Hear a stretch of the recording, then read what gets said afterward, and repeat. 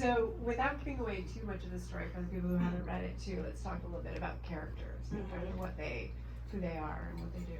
And so I'm going to start with a little bit of an outlier though, because you talked about your dreams and you talked about the sun and the light. So I love this character of Raluna, and especially at that particular juncture of the story. And so can you tell me a little bit about that and the inspiration for that and the significance of Raluna in the story? Well, it goes back to what I was saying about all the religions having light as a common denominator. And I think with this story, I wanted to, I felt like what happens is we put so much energy on an individual and we lift them up, and often we then drop them. And I felt like, gosh, what if we let everyone just be? What if we let everyone be, and that the powers that be that we could really connect to were part of nature, part of our nature, part of the nature that we get to experience being on this planet.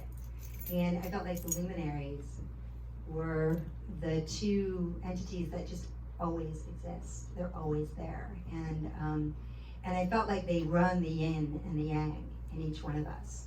And one of the themes I touch on so briefly is that, as we're having so many gender issues right now, that there's a male and female, operating in each one of us, no matter what your external body looks like.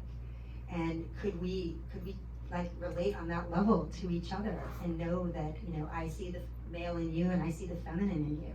And I think that would just be really sweet, rather than I see you as this dominant leader with all this knowledge, with all this wisdom, and I'm going to bow down to you. And I just feel like that's not necessary anymore. I think we need to stay connected at just a more beautiful place of who we are, like just luminaries. We're all luminaries.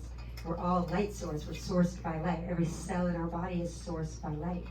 And so wouldn't that be beautiful if we could just all see that in each other and connect on that level?